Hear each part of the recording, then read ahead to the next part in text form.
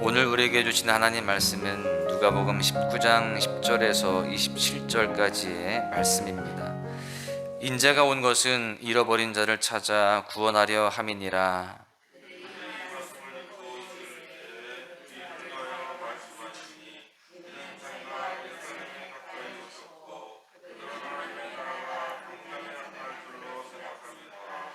이르시되 어떤 귀인이 왕위를 받아가지고 오려고 먼 나라로 갈 때에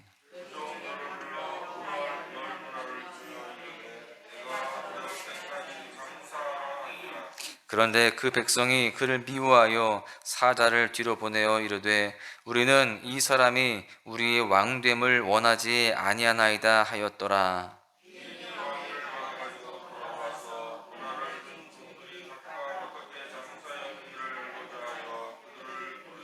그 첫째가 나와 이르되 주인이여 당신의 한 문화로 열 문화를 남겼나이다.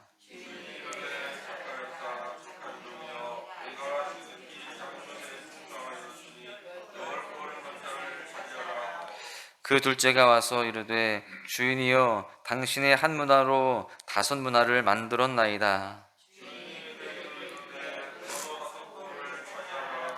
또 한 사람이 와서 이르되 주인이여 보소서 당신의 한 문화가 여기 있나이다. 내가 수건으로 쌓아 두었었나이다.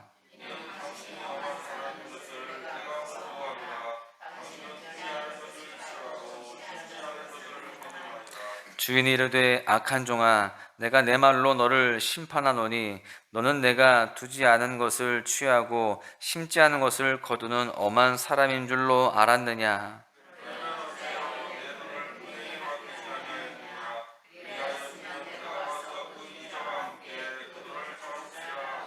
곁에 섰는 자들에게 이르되 그 한 문화를 빼앗아 열 문화 있는 자에게 주라 하니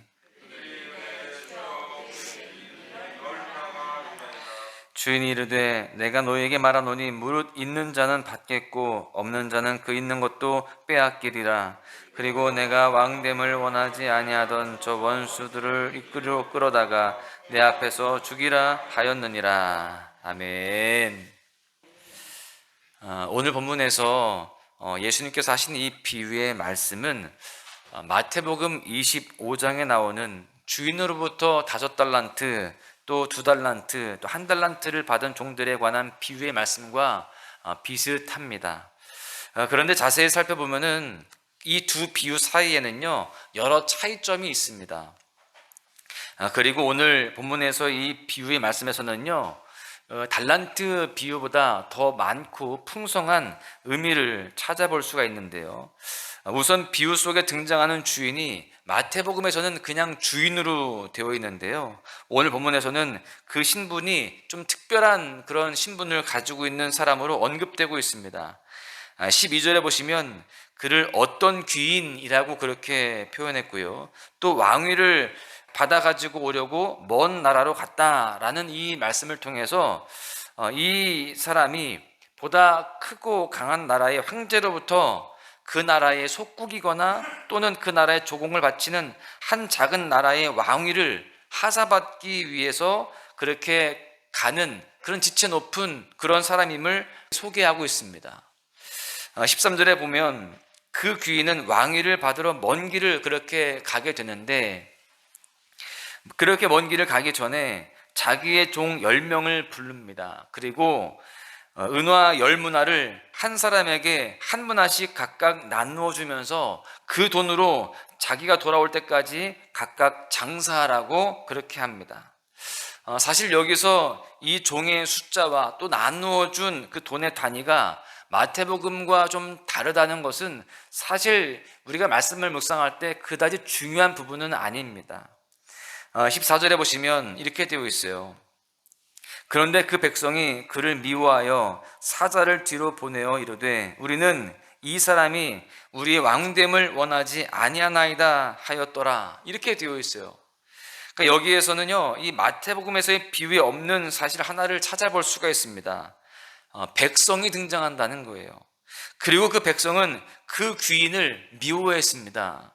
그래서 그 귀인에게 왕위를 줄 황제에게 뒤로 사자를 보내서 그들의 뜻을 전하는데 이런 이야기죠. 우리는 이 사람이 우리의 왕됨을 원하지 않습니다. 이렇게 그 뜻을 황제에게 전하게 되었다는 거예요. 그런데 황제는 그 백성의 요청을 받아들이지 않고 그 귀인에게 왕위를 주었습니다.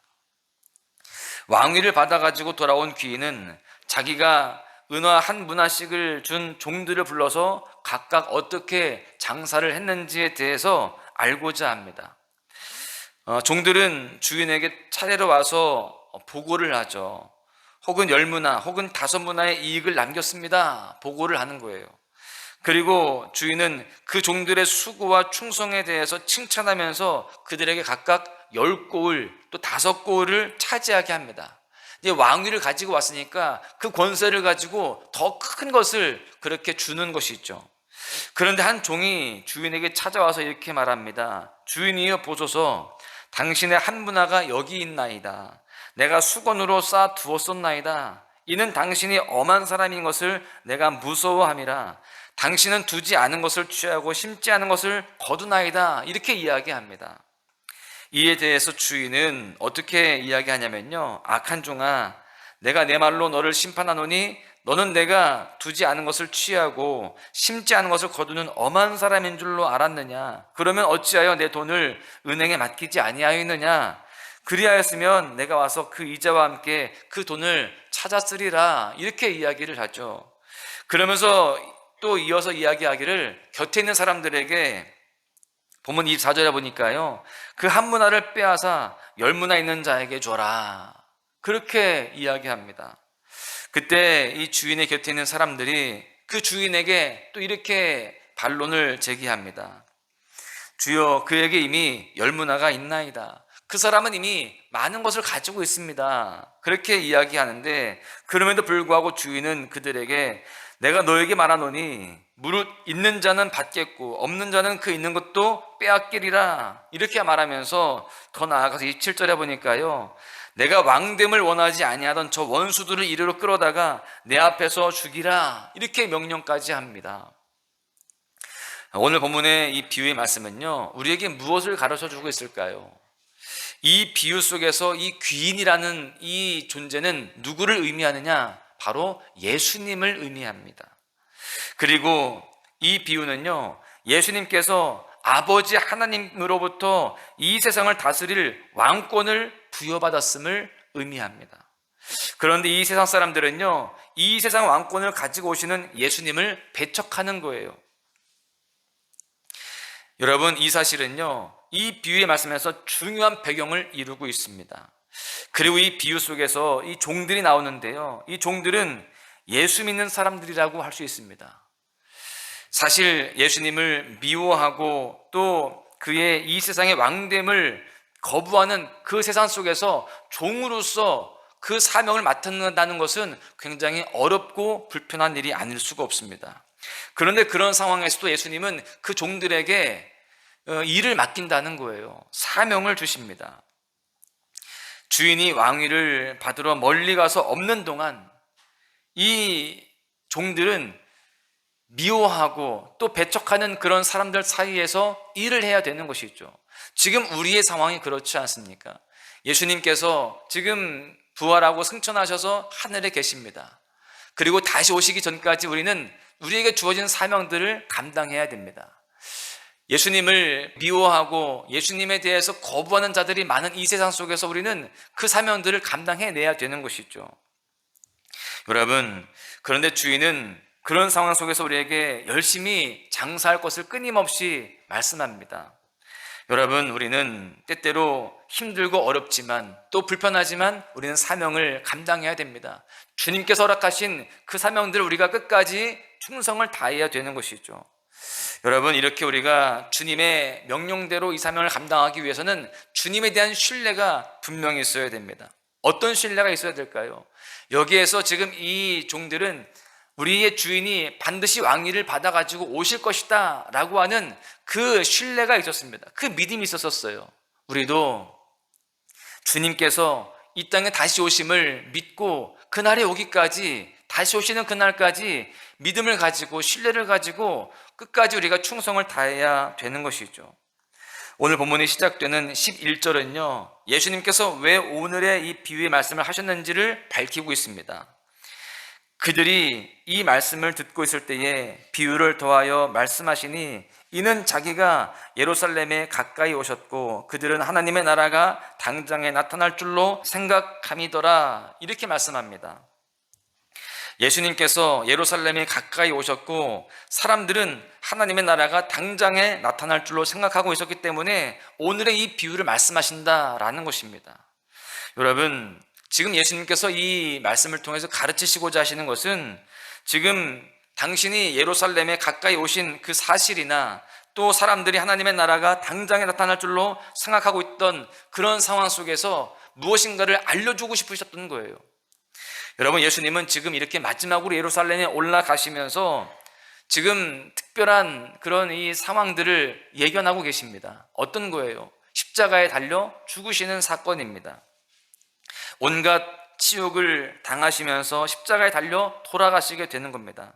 그런데 그거에 대해서 지금 아는 사람들은 없습니다. 제자들도 몰라요. 제자들에게 여러 차례 예고하셨지만 그들은 이해하지도 않고 믿지도 않았습니다. 여러분, 제자들이나 군중들이나 할 것 없이 모든 사람들은 예수님을 통하여서 이스라엘을 핍박하고 있는 또 식민지로 삼고 있는 그 로마를 물리치고 다 제압하고 이 다윗의 왕국을 회복할 것에 대해서 기대하고 있었습니다.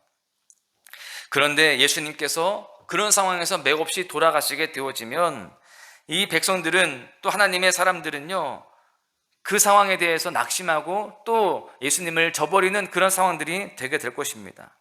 그런 상황 속에서 예수님께서는 아무리 세상이 미워하고 배척해도 예수님은 하나님의 아들이시고 하나님으로부터 이 세상의 왕권을 부여받은 구세주이시고 영광 가운데 다시 오실 것임에 대해서 확실히 말씀하시고자 이 비유를 말씀하셨다라는 것입니다. 그래서 마지막 절에 내가 왕됨을 원하지 아니하던 저 원수들을 이리로 끌어다가 내 앞에서 죽이라 하였느니라, 이렇게 말씀하셨듯이 예수 그리스도를 부인하거나 배척하는 사람들은 죽음의 심판을 받을 것임에 대해서 분명히 말씀하시는 거예요. 그래서 지금 주의 백성들이 지금 일시적으로 고난을 당하고 또 위기 가운데 있다 할지라도 끝까지 믿음과 충성을 다해야 된다라는 말씀을 하고 있는 것입니다. 여러분, 우리 그리스도인들은 주님으로부터 하나님의 나라의 크고 작은 일들을 맡은 종들인 줄로 믿습니다. 우리는 그 맡겨진 일들을 정말 열심으로 잘 감당해야 되는 거예요. 비록 주님을 배척하거나 부인하는 세상이 우리를 둘러싸고 악의적이며 위협적으로 우리를 대한다 할지라도 이 세상의 왕은 주님이시고 모든 주권은 주님의 손에 있음을 굳게 믿으면서 끝까지 충성을 다해야 된다라는 것이죠. 여러분, 이것이 오늘 비유의 이 말씀을 통해서 주님께서 우리에게 주시는 교훈인 것입니다. 여러분, 그렇습니다. 지금은 시대적으로 어려운 때예요. 그 가운데 교회가 어려움을 당하고요, 성도가 힘든 상황 속에 있습니다. 여러분, 이러한 때에 우리는 더욱더 하나님을 향한 확고한 믿음을 가져야 할 줄로 믿습니다. 그 충성을 다하는 그런 자세를 가지고 살아가야 되는 거예요. 이 세상이 혹은 지금 이 땅에 권력을 잡은 자들이 주님과 교회와 성도들을 미워하고 배척하려 한다고 할지라도 주님은 변함없이 이 세상의 왕이시고 여전히 그 주권을 행하시는 그러한 분이심을 우리가 분명히 믿고 나아가야 된다라는 것이죠. 여러분, 오늘 본문에서 이 비유의 말씀 끝에 분명히 말씀하시죠. 내가 왕됨을 원하지 아니하던 저 원수들을 이리로 끌어다가 내 앞에서 죽이라 하였느니라. 여러분, 이렇게 말씀하셨듯이 예수님을 부인하고 배척하는 자들은 결국 죽음의 심판을 맞게 되어 있습니다. 우리가 그들을 두려워하거나 그들 때문에 위축되는 그런 모습들이 되면 안 되는 것이죠. 우리는 주님에 대해서 흔들림 없이 믿음과 충성으로 살아가야 할 줄로 믿습니다. 이 시대와 이 땅의 모든 상황 속에서 묵묵히 그 모든 것들을 이겨나가면서 끝까지 충성된 종으로 살아가야 된다라는 것입니다. 그럴 때 다시 오실 주님 앞에 잘했다, 충성된 종아 칭찬받는 그런 모습들이 되게 되는 것입니다. 여러분, 오늘 하루도요, 어떤 위기와 어떤 삶의 고난이 있다 할지라도 묵묵히 주님의 사명을 잘 감당하시기를 축복합니다.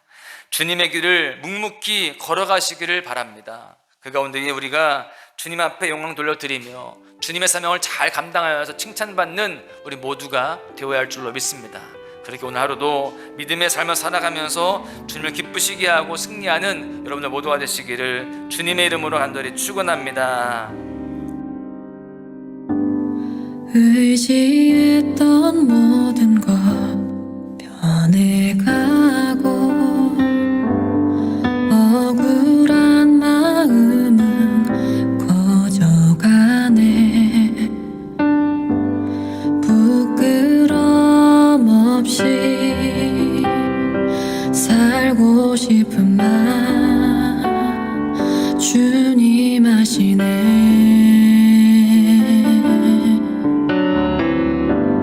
모든 일을 선으로 이겨내고 죄의 유혹을 따르지 않네. 나를 구원하신 영원한 그 사랑